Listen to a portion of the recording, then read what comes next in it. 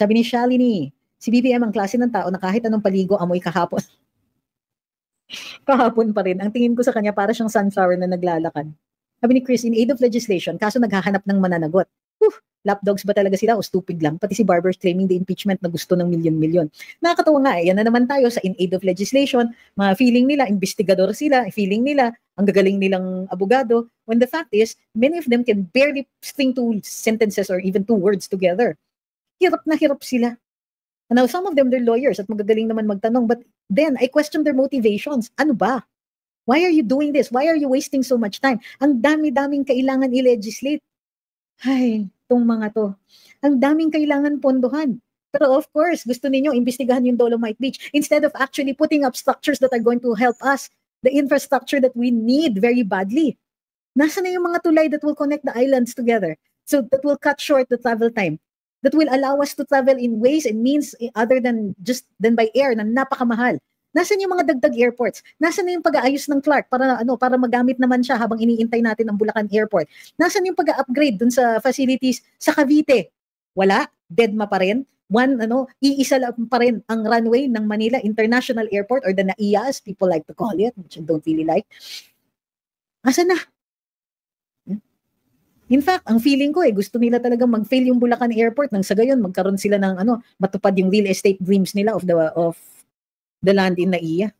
Sir, hindi mangyayari yung mga calls na let's all unite. Walang ganun. We have to go person by person. Isa sa dapat nating kinakausap, yung mga taong naniniwala dun sa mga paratang nila na tungkol kay VP Inday. Hello! From the start of the Marcos administration, wala lang ginawa kundi bakbakan si VP Inday. Bakit hanggang ngayon hindi sila makasucceed? Because she gets even more popular every time binibira siya. Not only that, they do not have enough evidence in a criminal case. Kaya nga po, galit na galit sila na na-dismiss yung impeachment. They were relying on impeachment because the evidence that they have on hand, it's not going to fly. Kailangan na ipakita nila sa taong bayan na gagawa sila ng paraan na dikdikin siya, even if it means creating another injustice, committing another injustice. My God, they cannot take the risk. Ang hina ng mga kaso nila, which is why to this day, there are no criminal cases pertaining to the confidential funds against VP Inday. Andun pa lahat sa COA because COA will be the last word on it. Tapos, ang confident ng iba, yung confi fund naman dyan, si Mary Grace Piatos yan. Saan nang gagaling yung kapal ng mukha ninyo magsabi ng mga ganyan? You wouldn't know evidence if it slapped you in the face.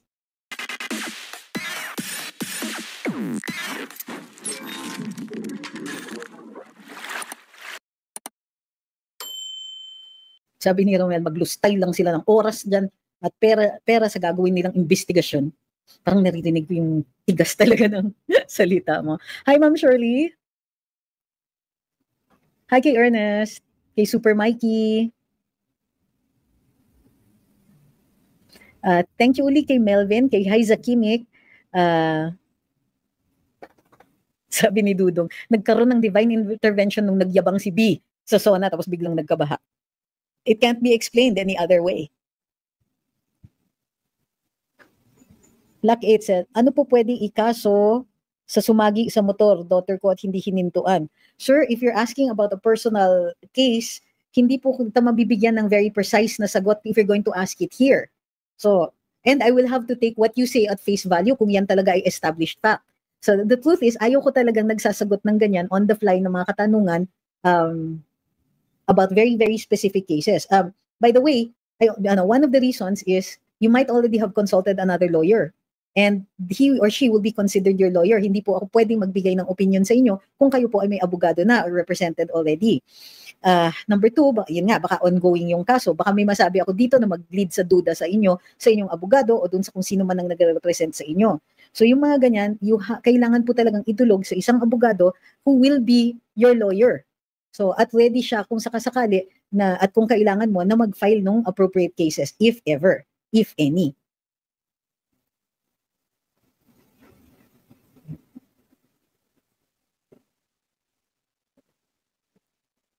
Sabi ni Sean, not clearly D-stab effort yung ginagawa nila. That's, I hadn't considered that, but you're right. For the possibility of declaring martial law, yun ba yun? Bagsak ng ekonomiya, bagsak ang tourism, at grabe ng korupsyon, tapos ito ang gagawin. Nagyabang ng credentials si Ridon to rebut his critics na nagsasabi ng bisya. Graduate daw siya ng Harvard. Nagiging B siya dahil sa ginagawa niya ngayon.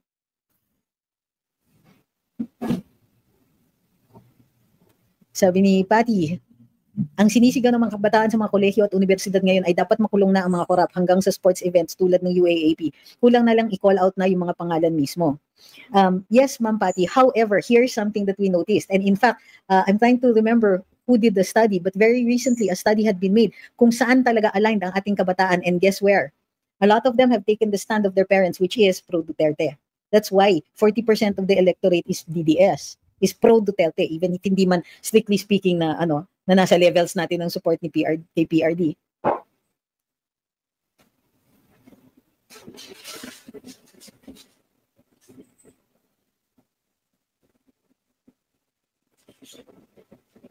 Sabi ni Kaupe, sorry pero kahit kailan I do not believe the school lang ang sukatan ng matalinong tao dahil kahit saan gumraduate nasa student yan. Pwede rin. Ako na lang po sasagot, sabi ni Lai, kasi hindi ako lawyer. Reckless imprudence po, sir, depende kung resulting in damage to property or physical injuries. Yun kung established as a fact yun, ha? Miss Ophel says, kung ako si Boying magpapadialysis, na lang ako pero medyo gumaganda kulay niya, masyado nangingitim. Sabi ni Strictly, this admin is covering all bases to have our country in a chokehold. Nakakasuklam na, they're willing to go scorched earth on their approach to cling onto power and continuously raid our coffers. Yes, and we should get angry at this already.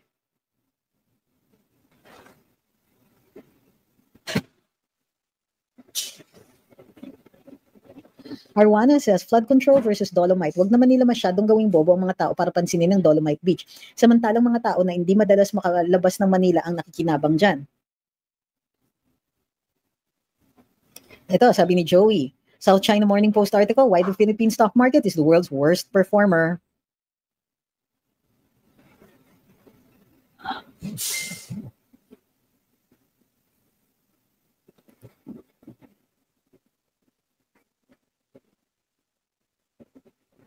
Sabi ni Anthony, wala namang kahihitnat na ng investigasyon sa Dolomite Beach. Siyempre, dudumihan na naman ng mabuting nagawa para magmukha silang malinis at nagtatrabaho. Right now, pinupuntahan pa rin ng Dolomite Beach kahit may mga attempts na mag-discourage ng mga taong pumupunta doon.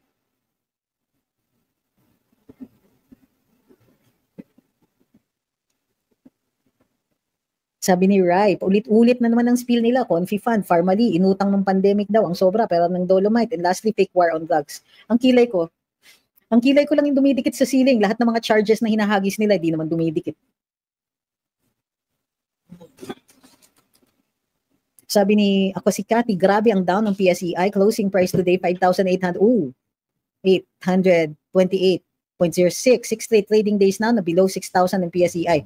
Down na down ang market. Kung ibang presidente, baba na. Pero si BBM, choose pa rin na maghirap tayo. Not only that, may budol pa.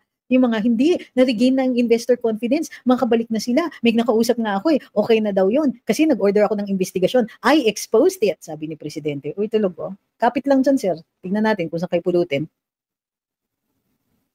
Sabi ni Zara, siguro kaya parang deadma yung mga world leaders kay BBM kasi pati sila naramdaman nila di siya respectable and that he has no control over the PH. Sinuko nga niya si Rodrigo Duterte. So, game. Paano siya re-respetuhin? World leaders, everywhere, they're supposed to protect their citizens. This person didn't do that. Deprived Duterte of his right to due process. Ano ba? And sullied our sovereignty.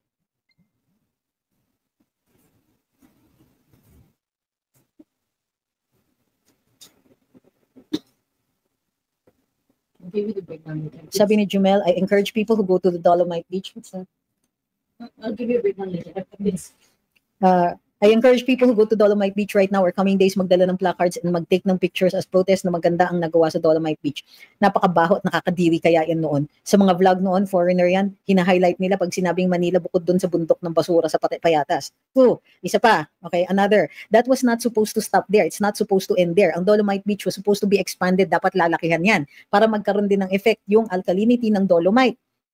But syempre, this administration is not interested in projects like that.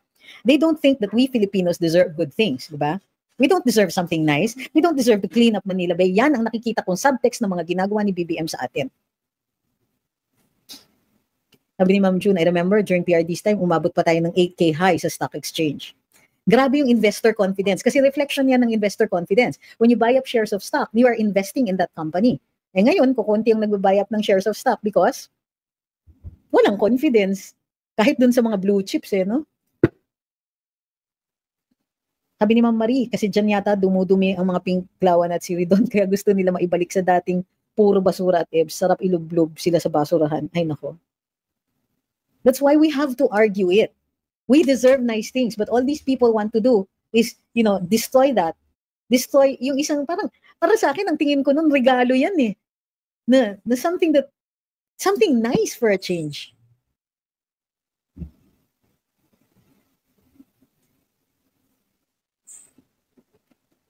Sana yung investors na sinasabi ni BBM when he was traveling abroad to get investors, billions daw yung sinabi niya, di ba? Asan na? Pledges, di ba? Billion pledges ang niyabang ng ating Pangulo na resulta ng kanyang pagbibiyahe. Ano nangyari? Mayroon daw isa na tumingin na dito para mag-invest. Isang communications company. O ano nangyari? Wala. Hanggang ngayon, nga pa rin.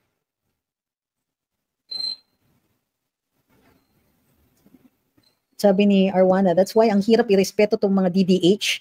Kasi if kahit sana magkakaiba tayo ng point of view kung medyo acceptable yung mga tinitira nila sa mga DDS. Pero hindi ang hirap nilang intindihin.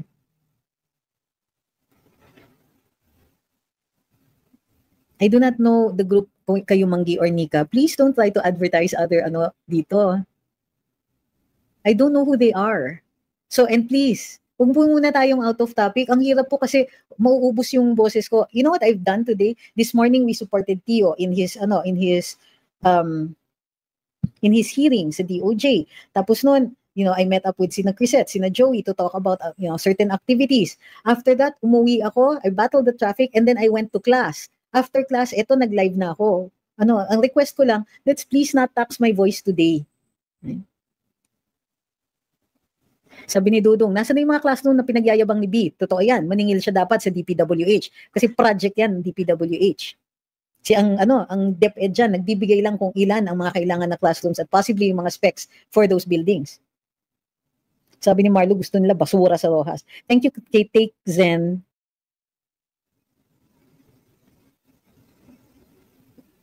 Budul-bulol BBM. Uy, thank you kay Melvin, kay Lovely Jen, kay Take Zen, o Taki Zen. Sabi ni Colonel, anong nangyari? Bakit hindi tinatablan si BBM? Epal pa rin kahit sinusuka na siya ng buong mundo. Sabi ni G. Sauce, Marcos is a sellout, tota ng puti. Thank you kay Isobel. Maraming salamat, ha? Did I miss anyone? Okay, wala na.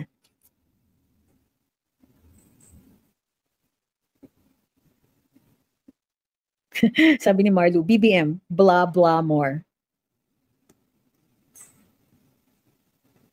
Sabi ni Edwin, hindi nila pwedeng isabotahin Dolomite dahil si Yorme ang papalag sa kanila. But that is the project of the national government together with the DENR.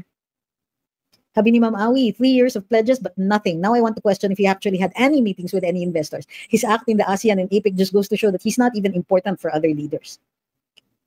Sabi ni Ma'am Patty, BBM lambasting China in his speech, in his intervention in the ASEAN, then expecting a handshake from its leader in the APEC. Ano siya? Hilo?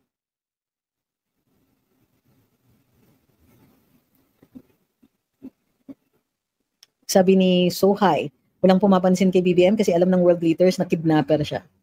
Sabi ni Gorgeous, pinandidirian si BBM ng mga world leaders. Parang may sakit na nakakahawa. Aray! Sir Roger, thank you very much po. Sabi ni Miss Ophel, sana maisama sa investigasyon ang lawag para ma-expose na si Kong Zandlo ba yan? Tapos sabi ni Ma'am Zara, may isang popular beach sa Brazil. Forgot the name. Parang Manila Bay din. Beach by the city. Pero sa Brazil, murky ang tubig at infested ng killer sharks. Dolomite Beach has way more potential. Sabi ni Ma'am Emiliana, yung Dolomite Beach, yun yung last request ng brother kong mapuntahan. Kaya nung namatay siya at nakremate, doon namin dinala yung urn niya, parang nakarating na rin siya. Uy! Condolence, ma'am. Sabi ni Anthony, pinapanatili nilang naghihirap ang mamamayan para sila ang magpupuno ng kailangan na tatanawin na utang na loob sa kanila. Ganun ang laro ng admin na ito. Sabi ni Ma'am Gasha, he's a joke to them. Thank you, Sir Roger. Sabi ni Ma'am Edith, build si Tatay Digong, blah, blah, blah naman si BBM. Oh, di ba? Gosh, you guys are on fire today.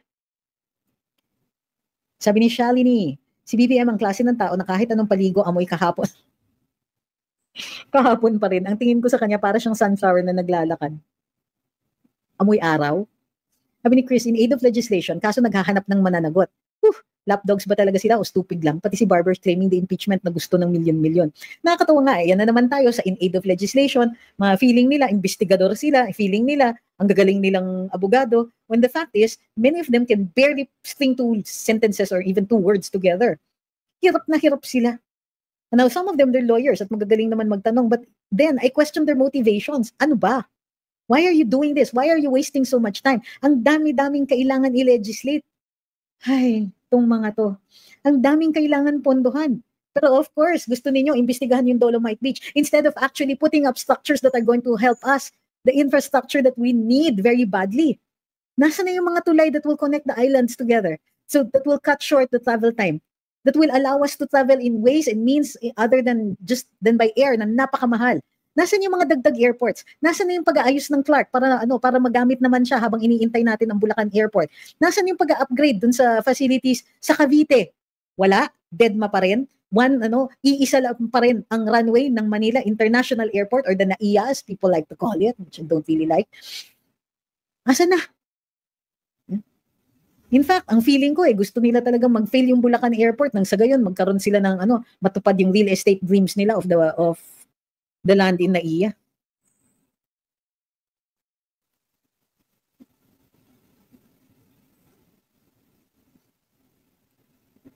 Amoy unan lagi. Sabi ni Raz, bakit po ganyan mag-isip si BBM? He's complete disgrace. Ang dami niyang kapalpakan kasama pang mga alipores niya. Ang hirap nang maniwala sa mga politiko, parang mas marami pang korap kaysa matino. Nagpo-project lang ang admin na pro-Pilipinas pero wala talaga, they don't really care. Bakit ang ibang Pinoy di pa rin nakikita kung anong totoong nangyayari sa Pinas at patuloy pa rin sinisiraan ng totoong naglilingkod?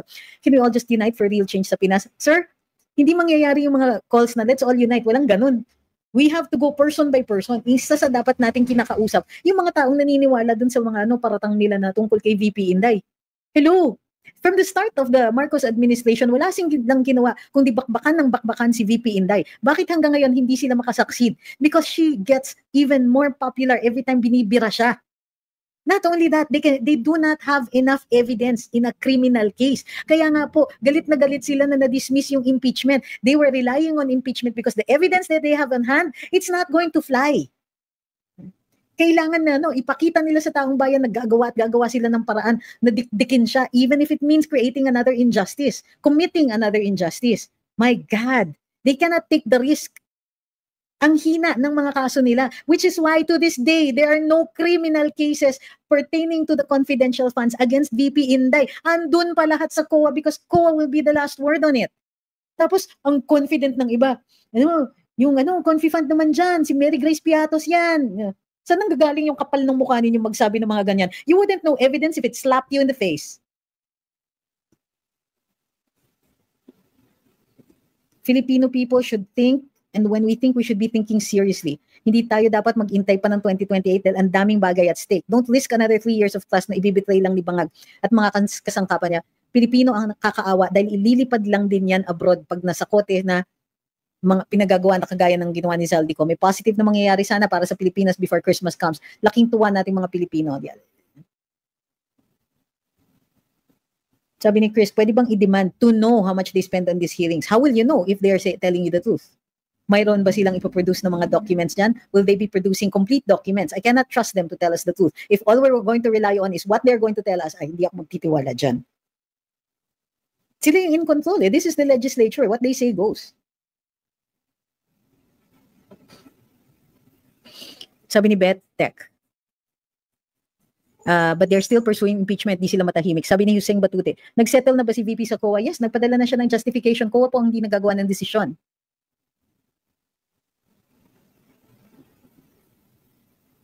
Sabi ni Adonis, Sal and reveal naman sana BBM at Sara. Wala namang problema kay VP Inday Sige nga. Sige, find a way to compel them to do that. Lalabas nila yan. Si BBM talagang nag-know siya. Kawang BBM to, walang direksyon ng pamamahala. Kahit class president, di uubra to. Akala ba nitong si Adonis na we're going to fall for what he's saying? Kaloka. Sal-in reveal, sal-in reveal. Di nga gumagawa ng bagong rule ang Kongreso, di sila gumagawa ng bagong batas. At bakit hindi nyo hinihingi yung sal-in ng mga kongresista? Because the current rule right now is that if you ask for a sal-in, the whole of Congress, a majority of Congress has to vote in favor of releasing that sal-in. O, kala nyo ha?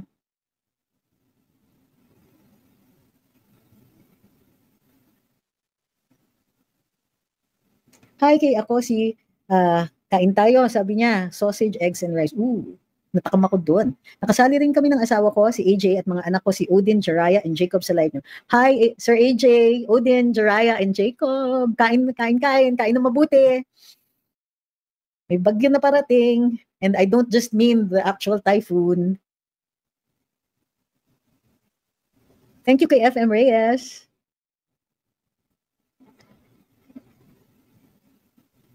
Sabi ni FN Cruz, tanong lang sa mga DDH, ba't mas galit kayo sa Duterte kasi pagmamahal ninyo sa inang bayan? Sabi ni The Great Explorer, Mary Grace Piatos, gasgas na attorney. Yan ang script ni Coca.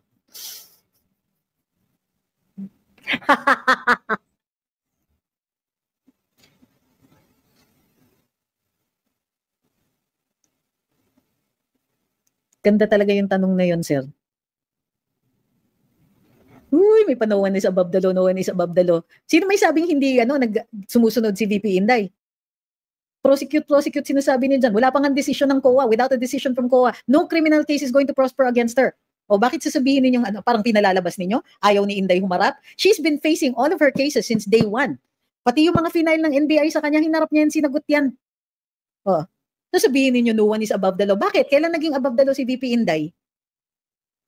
Sabi, sige nga, pinipersecute nga siya ng administrasyon na ito.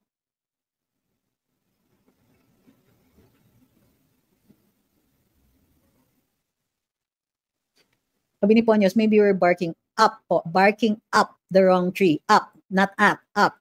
Kasi you're barking up, kasi the person climbed up the tree. You're barking up the tree, gusto mong pababain yung tao, not at. Siguro mas okay if we organize rallies at EDCA sites. Pakawala lang tayo kalapati doon, tigil ang flights nila. Sabi ni Homer, I agree with Jumel who commented we shouldn't wait for 2028 dahil sa kademonyohan ng admin. Sa tingin nyo ba, isusuko nila ang power na mapayapa sa 2028? Kaya kailangan na natin lumabas sa kalsada. I agree. We go out into the streets to exercise our freedom of speech, our right to peaceably assemble and petition for redress of grievances. Karapatan din natin na maghikayat sa pagre-resign ng isang leader who's not actually leading. Karapatan din natin i-criticize ang administrasyon. Sabihin kung ano yung maling ginagawa. And yes, the freedom of speech operates as a safety or pressure valve. Nag-lash out tayo because the pressure that this admin is putting the people through is too much already. So yes, I encourage everybody who can to go out. But the others, and don't forget, when you do so, pirma naman po dun sa para kay Tatay Digong. Sabi ni Bad, sal-in payag sila pero sa simpleng hair follicle test, daming dahilan. Nice. Sabi ni Bright, gamitin nila yung no one's above the law na nagsabing we can bend the law but don't break it. Tigilan nila si VP Sara sa kanyang statement. Sa kanyang statement, no one's above the law nyo.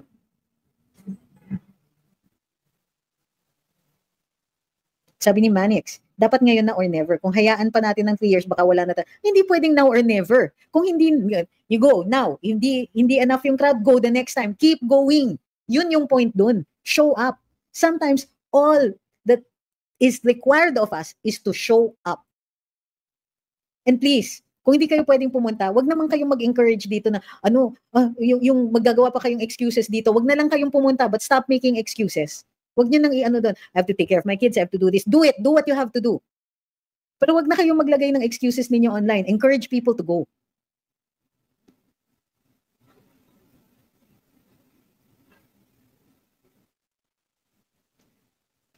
Sabi ni Fear Not, this admin is beyond redemption. We need a change in leadership now before the damage becomes irreversible. The clock is ticking and every second wasted is a betrayal of the people. Act, speak, demand better. We deserve better.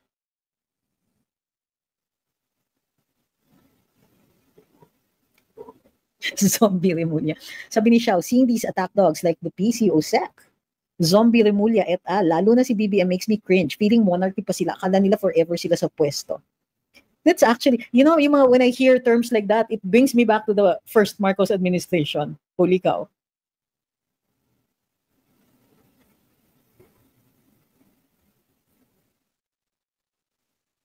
Sabi ni Strictly, yung simpleng loophole lang na na-call out ni Miriam Santiago na habit ng mga Solons to pull out their money from banks prior to due date and then isoli after isubmit na yung salin is enough to hide fault.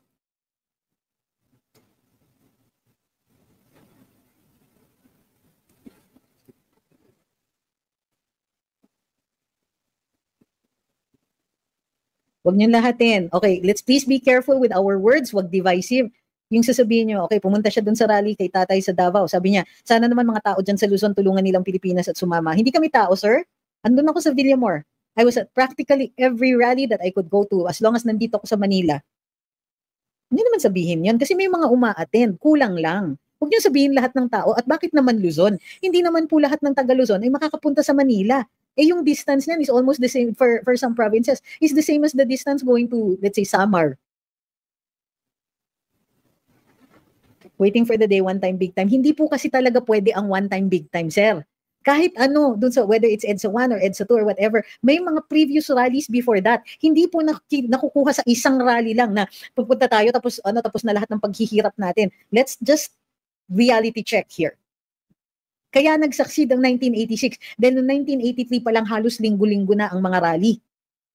Nung una, hindi pa sila magkasundo, so watak-watak pa sila. Eventually, they all ended up agreeing na, o sige, dyan tayo sa EDSA, kahit marami iba't ibang grupo andyan. Pero yung mga Friday confetti rally sa Makati Avenue noon, iba-ibang grupo rin po yan, but they were consistent every Friday. Umitigil lang sila pag rainy season, and then babalik na naman sila.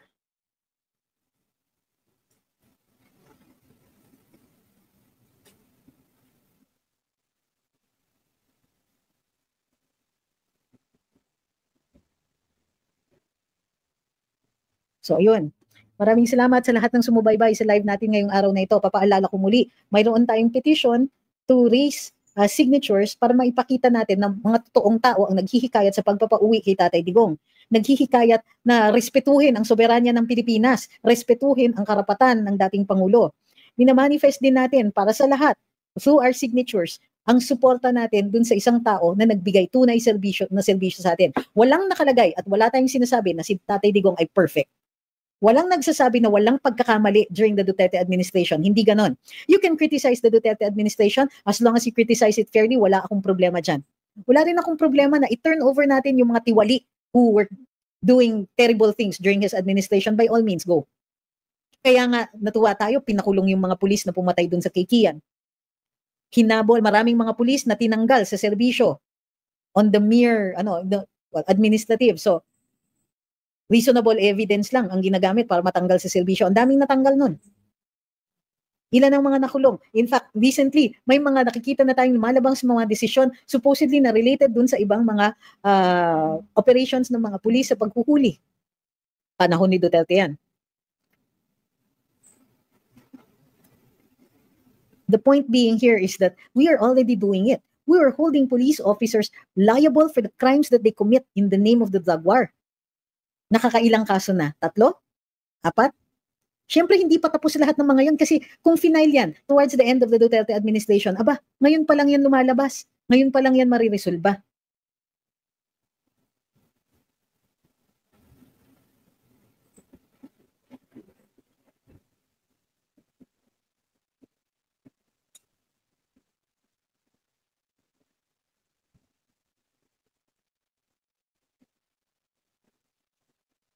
Ano itong sinasabi? Sana po pag nagkalap ng sapat o higit pa na pirma isulong ng mga elected na sumusuporta sa pagbabalik kay Tatay Digong. Umaasa pa po ba kayo sa mga politiko natin? Ilan lang ang mga politiko na pinagkakatiwalaan natin sa ngayon? Tapos aasa tayo sa mga politiko na gumugurgon mismo kay Tatay Digong. Huwag naman po ganun. Let's be reasonable. Hihingi tayo ng tulong sa mga nagpapunta sa kanya sa Hague? Huwag naman po ganun. Sabi ni Soha, hindi siya perfect pero madami siyang natapos at na-prove sa Pilipino.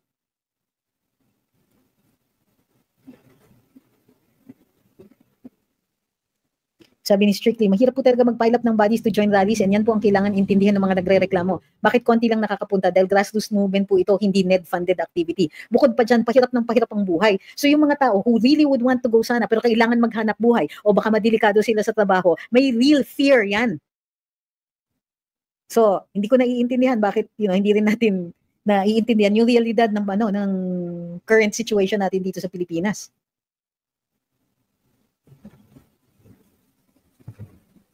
So ang request namin, please share yung pinost namin sa Luminous tungkol doon sa movement, sa ating activity na Tay Kami Naman.